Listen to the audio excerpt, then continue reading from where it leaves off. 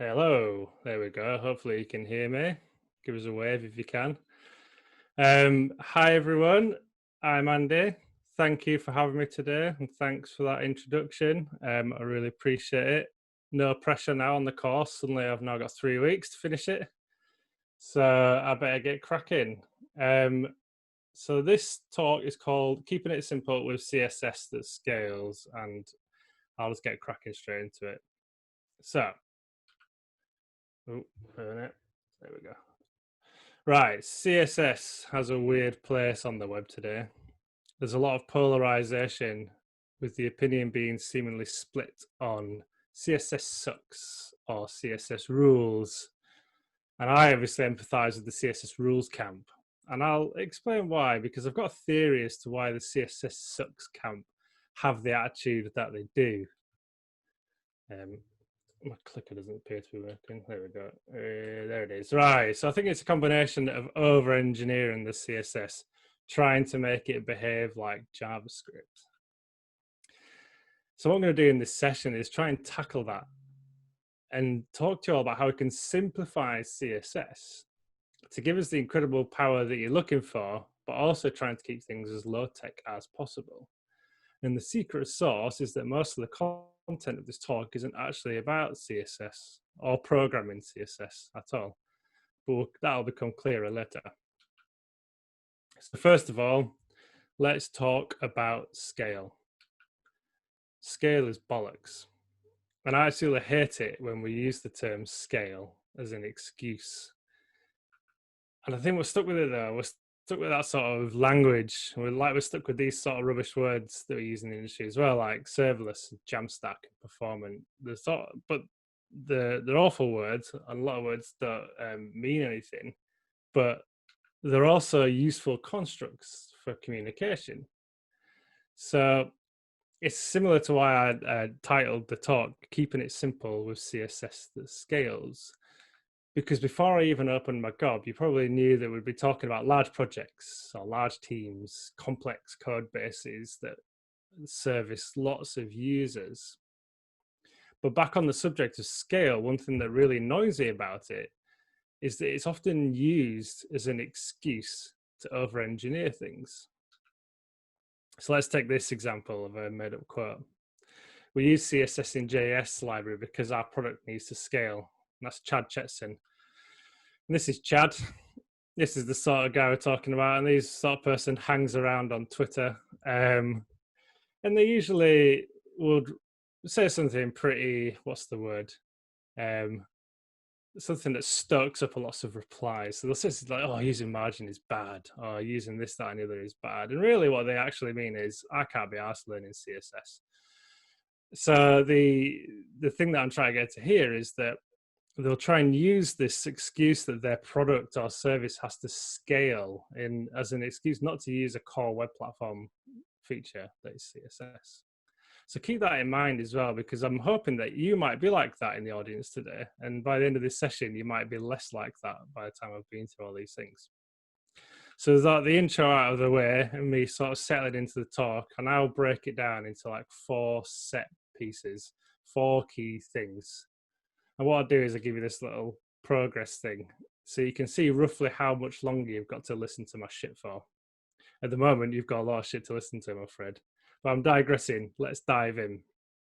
So we've got these 4 things. We've got don't panic, communicate, consistency, and simplification. I think they're the 4 key things to help you to build better CSS. So number 1, don't panic. One of my favorite books is The Hitchhiker's Guide to the Galaxy. And it's roughly the sort of synopsis is that the Earth gets blown up by some aliens, and then Arthur Dent, Ford Prefect, 2 characters here on the screen, proceed to hitchhike around space. And Ford Prefect is the alien who is a guide as well. And that's a proper shit synopsis. But you didn't come here to watch me chat about this book. Instead, you talk about CSS. But the key theme in the book is don't panic. So the Hitchhiker's Guide to the Galaxy is a sort of encyclopedia that gives these people all this incredible information about wide space and all the things that are around it. And on the front of the book, on the cover, it says, don't panic. And I find myself resonating with Ford Prefect, who's the guide on Hitchhiker's Guide to the Galaxy, because he approaches everything with this sort of pragmatic attitude, even when the situation that they find themselves in definitely calls for panic. And that's because they're using the methodology of this encyclopedia. In fact, when I first get this book handed to me, he says what you can see on the screen. It says, "I like the cover, don't panic. It's the first helpful or intelligible thing anybody has said to me all day." And I definitely resonate with that. I've been in some pretty high pressure projects where if we all stopped panicking, things might have been a little easier. But I can see some of you out there looking quite confused at the screen. It's like, why is this guy sat here talking about Hitchhiker's Guide to the Galaxy? Doesn't he talk about CSS? And that's what I'm going to do now, sort of. But first, let's talk about more panic stuff. So we make mistakes when we panic, and I make a lot of mistakes while I'm panicking.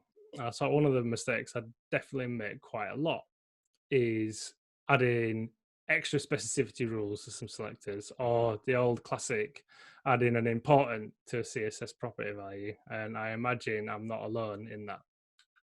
And mistakes are absolutely fine, and small hacks are fine when you're up against it. We've all worked on projects where you just cannot do things how you want to do them. So you've got to do something to make the deadline work. And what panic often does is it goes beyond a little hack and escalates into something a lot more serious. And that serious thing could be something like employing a CSS in JS framework, which is sort of the equivalent of taking out a Wonga loan to pay off your house mortgage. Incredibly high interest technical debt really frustrates me because it's not the developer that pays back the high interest technical debt. It's often the user that has to use the site that has to pay it, or another developer in the future, because the developer that took out the technical debt in the first place is pissed off to go and work somewhere else. And this all boggles my mind, because when you consider what we have available as modern CSS, there's little excuses to actually be overcomplicating things now. So let's just have a quick look at the current state of CSS and the tools we have available to us to keep things simple. Now, I like a chart. I really like a chart. And in terms of layout, we've never had it better with CSS. I come from an era where we used to have to hack our way through IE6 using floats, had table layouts, and all sorts of horrendous stuff. But that's long in the past, and we shouldn't grip onto that, because now we've got Flex with 98% support, nearly 99% support. We've got Grid with 95% support. It's a huge amount of browsers support these really powerful layout tools that we have available to us. We also have CSS custom properties, which essentially are like variables in CSS. And these also have a really huge support value to them, and they allow us to tokenize our CSS, but also they're affected by the cascade. So you can do stuff like this. So you've got this box and a badge, and the box has got a gray background and the badge has got gray text. And they're all powered by this custom property here, the var primary. So at the moment that's set to a nice gray hex code. Now, because the custom property is affected by the cascade, we've got an about page, which adds that extra bit of specificity. And what I do on here is I set the primary color to be a nice hot pink, nice magenta color instead. And that's what you end up with doing. So you end up affecting elements of the CSS without having to directly affect the properties that it affects. Now, this is going to be the one and only color slide that you'll see in this presentation as well. So it's pretty loud and proud. So anyway, we've got a lot of cool stuff in CSS, and we've got lots of powerful functionality on the way down the track as well. But I still like Sass, and I still think that using Sass is a good way of keeping things simple. So let's have a look at native nesting. Now, this is currently being discussed with the working group, and it's a possibility that's going in CSS. And I often see this cited actually as, when this happens, people will abandon Sass. Now, whereas I'm sort of digging my heels in with Sass, I want to keep it. And the reason why is because this worries me, doesn't it? It's nesting. Because why should we make the client pay for our developer experience when we can do this nesting in Sass and then compile it down to nice flat CSS? Because in most cases, having an extra performance hit for developer experience is probably quite fine. But when you add in all of the extra guff that we're adding to front ends at the moment, like reactive JavaScript frameworks and heavy duty bits and pieces, when we add an extra layer of complexity with CSS as well, our projects start to resemble this tip. We also don't have to abandon things like Sass just because the word on the street is that it's out of date. It's actually probably better to, like I say, pre-compile your CSS to try and reduce the load on the browser and the amount of work it has to do. Because it's already doing so much hard work trying to calculate all of the stuff that JavaScript is throwing out. And there's a reason why I talk about that as well. This is a Motorola Moto C+, and it's a less than £100 Android device. Now, this is the sort of device people are using to browse the web. People are not using a 16-inch MacBook Pro like I am here, or an iPhone 11. This is a mid-range Android device, and then you've got mid-range laptops and mid-range tablets. A lot is using Android, and a lot of performance issues come because of that. So this is why I try to do as much stuff on my end rather than making the user's device do as much stuff as possible. So with Sass, I get that nice native nesting, I get the variables, and I get all of the nice stuff, but I don't have to rely on the client to process it all for me. So the beauty of Sass is you get the best of both worlds. You get your nesting, you get your components if you want. You can generate multiple bundles, even though on this slide it's all grouping down into one CSS file. There's definitely ways of doing multiple outputs as well. And a really cool feature is you can link your CSS at build time too, so you can catch stuff that is going to break things, or you can catch accessibility issues and stuff at the point of where you're compiling down. But the most important thing with Sass, well, SCSS, the SCSS version of the language, is that it's smart enough to do just what it needs to do and ignore things that it doesn't understand. So if it doesn't understand a new CSS feature, it'll just ignore it. It won't try and do something smart with it. So it's a really safe pair of hands to work on. So to me, it feels like a pretty perfect setup. So we made it through the first key thing, and you'd be happy to know that that is not we're not a quarter of the way through the talk. It's quite a long one, that one. So don't worry, you don't have to listen to me for God knows how much longer. So let's move on to the next thing straight away. You've probably all seen this before. This is like one of the old cliches of programming, isn't it? Naming is hard. And then let's use the context of this with one of the sort of sledgehammer to crack an egg solutions that I see around of generated CSS classes. And this is often used to try and break specificity issues and clashes in code bases. But naming is only hard in CSS when you don't talk to each other. And one of the really key things, I think, with keeping things simple is communication being a really key thing. So I've invented this really cringy situation. So you've got two developers who are working together, right? And this is a typical problem that will come up. So we've got Lucrezia here, and they've want to create a component, but they've spotted that it already exists. So they're going to have a quick look to see who created it, and they've seen that it's Isabella. So what they do is they pop over to Isabella's desk. It's obviously pre-COVID because we're all now working at home, but imagine people actually still work together in an office. And they say, hey, Isabella, is there a reason why this component is called block? And then they respond, yeah, it's a very important reason. How about you call that component box instead? So there's two things to take away from here. First is that the important reason could be genuinely important. So this could be a stakeholder decision that's higher up in the chain that these people can't do anything about, which is very often the case. It could be a legacy code base issue. There could be some clash that comes from some code that no one wants to touch anymore. Or it could be a design decision, or it could be a documentation issue. There's all these things that are immovable that you can't change. But importantly, Isabella, a professional who knows how to communicate, provides an alternative instead. And that is the end of that situation, because the curates, you can go away and call it box and everybody's happy.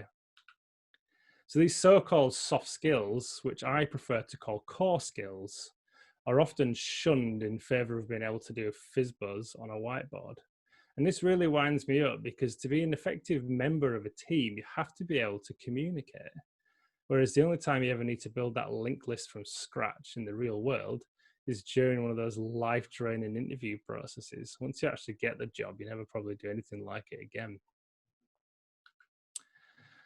So another incredible way to communicate that it's not actually talking is documentation. And I absolutely love writing, which if you know me from around the Twitters, you probably know that already. And I do a hell of a lot, and a hell of a lot that I don't even publish. I tend to write everything down and be frantically writing notes or typing things up. And the reason I do that is because that's how I remember things, and that's how I commit stuff to my memory. And it's how I learn as well. And there's a real value in writing everything down, especially when you work in a large team of lots of developers, because you can document your thought process and explain how and why you've done things. You can write documentation so if another developer picks up your code, they know what's going on. And you can even provide research insights like this fantastic example here. And this is off the bulb design system. And down at the bottom of the screen, you can see there's a little research insight. And essentially what it does is it provides some user research on the buttons. And that's really useful, not just for like designers on the team, but maybe a developer doesn't really have any design sense. And they can just come along, pick up the button pattern and say, right, I know how to implement this now because there's some research to help guide me to do it. And this is Alla, who at the time of that was running the bulb design team. She's not doing that anymore, but she's a really good person from the design system community. And I'll read this quote out. It says, one of my favorite details in Bulb Energy's new pattern library, research insights that explain rationale behind some of the patterns based on user research. So go and give Alla a follow, because they're a really, really smart person. They wrote an incredible book on design systems too. So anyway, what I mean by documentation is just any sort of documentation. I don't mean you have to write reams and reams and paragraphs about things. I'm talking about just commenting your code as well. Let's take this example. If I landed on this, I'd be like, what the fuck is going on here? Why have they added a background color of white with an important on it? There's no context, there's no explanation. It's just, to me, it looks like a dirty hack. And I can imagine some people probably thinking the same thing as me. But then what if I change the code to look like this instead? So what I've got here is a comment. It's only a short comment, and it says, when this card is used in a legacy app, there's a collision between existing styles. So unfortunately, we had to go nuclear. It's certainly a refactor target. Now, if you landed on that now, you'd look at that and you'd completely change your attitude towards it, because you'd be like, oh God, that must have been a really horrible day if they had to do this. Then you might even say, well, I've got a bit of time spare today, so I might actually try and fix that specificity issue for them. Notice I can't say specificity either because I'm from Yorkshire, so I'm trying to train myself on how to say it. But anyway, good written communication can prevent unnecessary collisions between people, which can in turn prevent expensive tech debt created by tools. People don't like talking to people, so they'll create tools to try and avoid talking to them as much as possible and avoiding collisions, when really we should be communicating to prevent ourselves from creating technical debt that affects not us, the people that use our stuff instead. So that brings me on to the next section. And you've heard me now yammering on about being a functional adult, and you came here to talk about CSS. So what I'll do, I promise, is I'll actually talk about CSS for a little bit now, and give you a little treat. And I think consistency is the key to scaling CSS. Sorry, I said scale again. Because really, this is what the over abstractions are trying to give you. I just think they just go a little bit too far sometimes. So I came up with this methodology, and I call it Cube CSS. What it stands for is composition, utility, block, exception. What a shit name. But it does the job. You've got to have some sort of weird name, haven't you? And you've got to stitch all the acronym together. So let's just see what it's all about. The main part of Cube CSS is CSS itself. And obviously CSS stands for cascading style sheets. So the whole point of this methodology is that we use the power of the language as a priority and don't fight against it like some other methodologies do. I'm a big fan of BEM. I've used BEM for years and years as a developer, and it's been especially useful on large design system projects that I've worked on in the past. But one thing that is bad about BEM, that I was never overly comfortable with, was that you do everything you can to avoid the cascade. You sort of create these little silos of CSS all around the place. And it works for some, but I think you end up writing a lot more CSS than you probably have to do in those situations.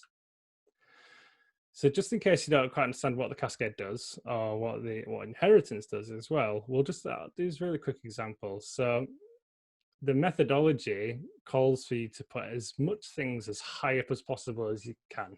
So that means setting your typography and your colors, targeting direct HTML elements, like body, headers, all these things, anchors, buttons, and doing as much stuff at the top as you can in sort of your critical CSS. So here I'm just setting the font family to Georgia, which is the best font, and then the best color, goldenrod, because it makes me giggle like a little schoolboy.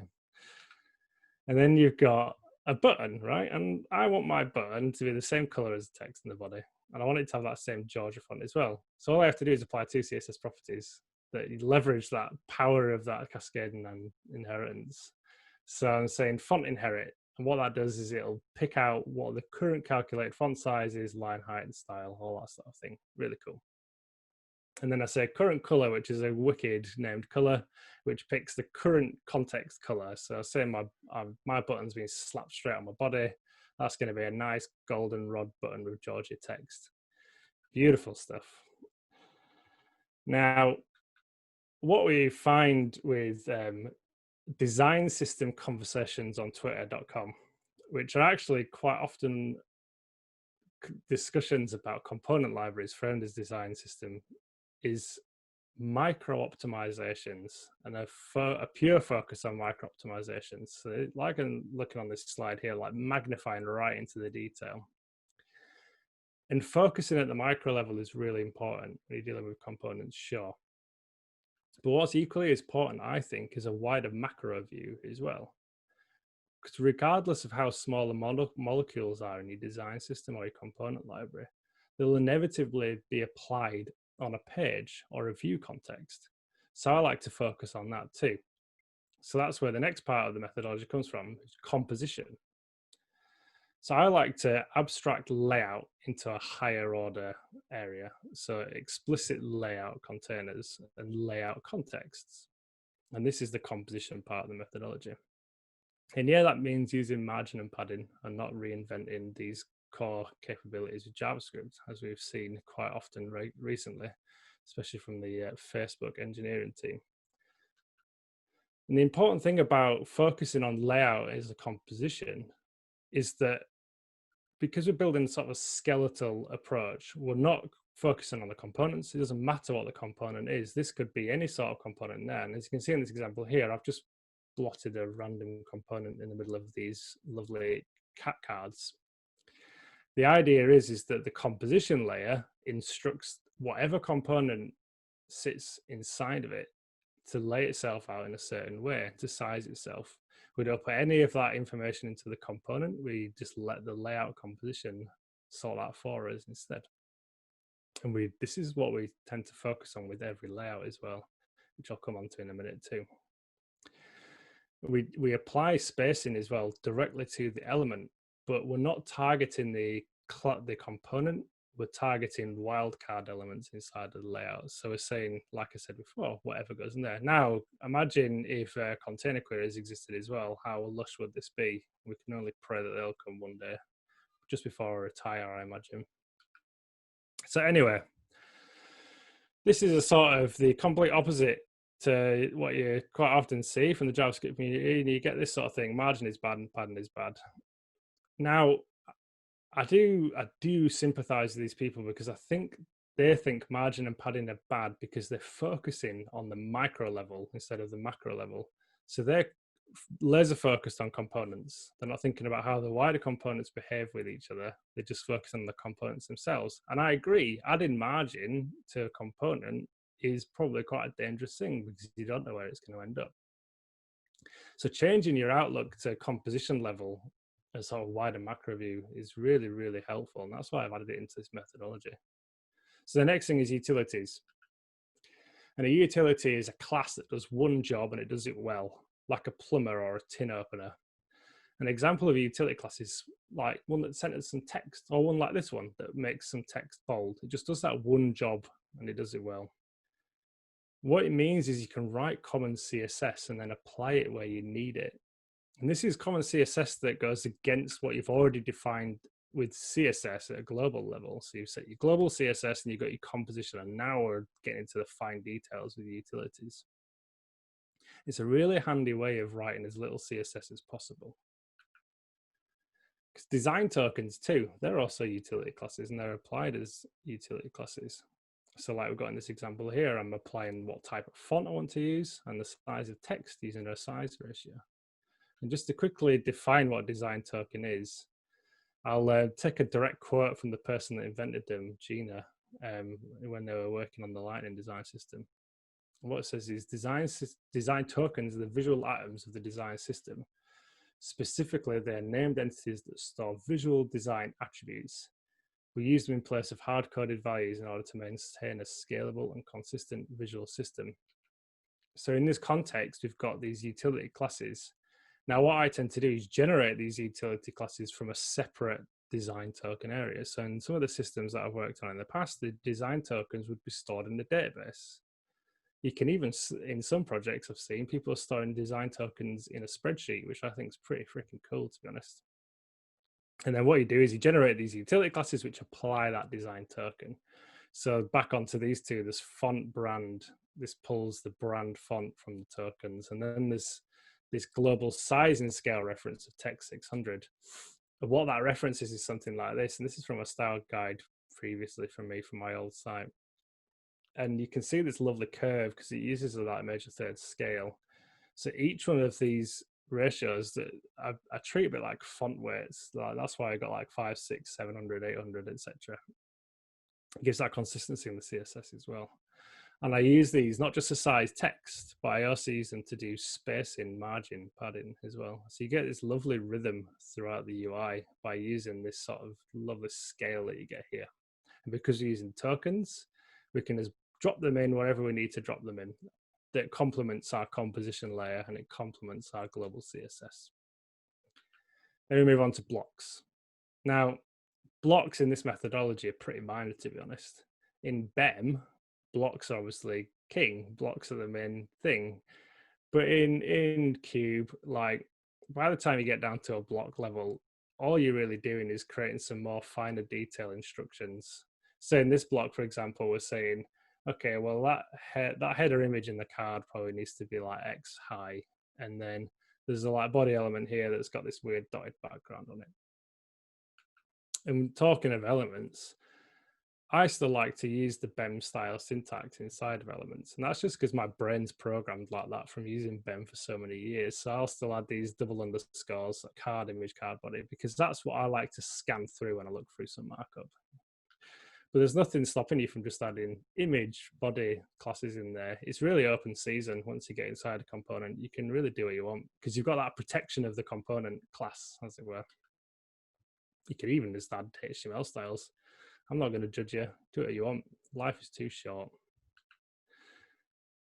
And then back to composition, because a component is essentially, our block is a new context. So within that context, we can add more composition rules as well. So this is a trick that I use a lot, is this flow utility. And what this flow utility does is it uses the lobotomized owl selector to select direct siblings of the first child. And then it adds a little bit of margin to the top of them. So you can see how that's demonstrated there. It's only adding the margin to the paragraph on the bottom. Now this works really well because A, it's utility, so I can just plop it wherever I want it to go. And B, it doesn't judge whatever content is inside there. It's just using wildcards. It's saying, look, mate, if you're a sibling, just give me a bit of space, will you? And that's it. It's just creating these little rules. It's not micromanaging the content. It's creating these little rules to do it. And what it means is I can chuck whatever the hell I want in that card. And I know full well that as long as it supports block margin, so margin top, then it'll work beautifully in there. So it could be more images, could be some more paragraphs. It really doesn't matter. And that's the scalability factor. That's how you create this sort of really scalable CSS components. And then finally, before I bore everyone to death with this one, there's exceptions. And these are super minor because these should be super rare by the time you've used this methodology, because you've done so much now. You've got your CSS, you've got your composition, you've got your utilities and your blocks. If you get into this point now, there's something really going against the grain. So what I use for these is data attributes, because there's a good chance that there's a state difference in an exception. So this state here is I'm saying there's a reversed state of the card. And then what I do with that is I use some CSS like this, where I use the attribute selector that's appended onto the class selector. And that gives me that little specificity boost. And those with a keen eye for detail might have noticed that I've got a nice specificity poster in the background there that I use on the daily still. And the reason why I use these data attributes is because I've always found that BEM modifiers give you a license to just modify whatever the hell you want. So you can end up with tons and tons and tons of modifiers, which really become less helpful because it becomes really unclear what that component's real state ever is. So that's it. I'm not going to sit here and tell you it's the best way to write CSS, because it probably isn't, but it's consistent, and that's what this whole section was about. It's consistent, like BEM is consistent, or it's CSS or SMAX or whatever methodology you can find. Consistency is the key. Find something that works for your team, stick to it, and then document the hell out of it. Enable people in your team to make consistent decisions without slowing them down. Because one thing I'll say about methodologies is that if you find yourself restricted by one, invest time to experiment with something different, because things change and you need to embrace that. And this is why I use Cube rather than BEM, because I think BEM is fucking amazing. But I also ran into issues, like I mentioned before, when modifiers were getting out of hand. So that's why I sat back and simplified what I was trying to achieve with the modifiers, and then settled on using the token utilities and the composition layer instead. Always be open to change, because we live in a dynamic world and work in an incredibly dynamic industry. Because if you stick to your guns too tightly, you're probably going to end up causing more problems, not just for yourself, but everyone else in the future. So I've written in a hell of a lot more detail about Cube CSS, and I published it yesterday. So if you want to go ahead, maybe you could pop a link in the chat, Niels. That's a pretty long-winded article about it, and goes into some more examples of how it's used, and hopefully in the future I'll put some more time into documenting how it works as well. But anyway, the last part is nearly over, don't worry, we're nearly there. Simplification. It would be absolutely wild if I did a talk titled Keeping It Simple with CSS at Scales and I didn't talk about simplification, wouldn't it? So let's dive straight in head first and talk about the elephant in the room. Frameworks. I don't think you need them anymore. And we'll talk about Bootstrap. Yeah, the biggest elephant, the biggest, ugliest elephant. But to its credit, Bootstrap came at a time when we were learning how to build responsive websites and fighting relentless compatibility issues with browsers, cough, cough, IE6. So it was a really rough time in the industry. We were really up against it as front-end developers. And Bootstrap did really help in that situation. It really, really did. It provided some really powerful tools to do that job. And I think because of that, by accident, Bootstrap's actually the best design system that's ever been created. Because at one point, it powered an insane amount of websites, and it still does to this day. And I think that's pretty cool, to be honest. But using Bootstrap today, when we have actual native tools for layout, is a bit like taking a sledgehammer to crack an egg. It can also bring complications of its own too, as is the case with other frameworks, because of the way it's built, or more accurately, the way it's implemented a lot of the time. People use very global selectors with it. And I know that I've talked about the benefits of that in Cube CSS, but where you've got a magic box of CSS that you don't know how it works, that can be really dangerous because you don't know what that global styling is actually doing. So we go back into this world again, where people are using importance on background colors, etc., etc. And I'm not just going to pick on Bootstrap. So this will and always give me heart attacks, nightmares, sweaty nightmares that wake me up in the middle of the night, because as of Tailwind 1.1.2, so I know there's a newer version of Tailwind that's slightly different, but 46,860 lines of CSS is generated by default, which is blood-curdlingly loads of CSS. And before anyone says, well, people will configure it to be lighter, that just does not happen. And we learned that with Bootstrap, when everyone used to say, well, people just import what they want with Sass or less, and they never did. They just got the distribution build of Bootstrap, slapped it on their website, and then slapped another 10,000 lines of CSS that overrode everything. You know, it's developers are pretty freaking lazy, let's be honest. And as soon as they've got the tool doing the job, they don't care about the output. As you can imagine, 46,000 lines of CSS is pretty heavy duty, and it really does clog the browser up. So what I'm saying is frameworks have probably had the time, and I think methodologies are better because it's the consistency and the structure and the documentation that's more helpful. So that includes BEM, SMAX, CSS, or even my shit little methodology, Cube CSS. And it's this sort of simplicity and documentation focus, which is the center of every layout, which is a book that I co-authored with my buddy Hayden Pickering. So that's sort of the core of the whole thing is we simplify it and distill layout problems. And then what we do is we provide hints and rules rather than micromanage the browser. So those are probably, those smart up on you now probably thinking, oh, that's exactly what you're talking about with Cube CSS. It's providing these sort of, like, we're giving the browser a guide almost and saying, look, try and do this, but no biggie if you can't. You know, we're not trying to force it to do something that it doesn't want to do. And because of that, you achieve really solid, resilient layouts that sort of progressively enhance as well. So they'll work across some really old, crusty browsers. All I'll say is give it check it out, see if you like it. Hayden and I decided while everyone's really up against it with this pandemic, we're just going to knock a massive amount of money off the ticket price for it. So it's 60% discount. Use that code and everybody's happy. But let's talk about progressive enhancement and not plug that book anymore.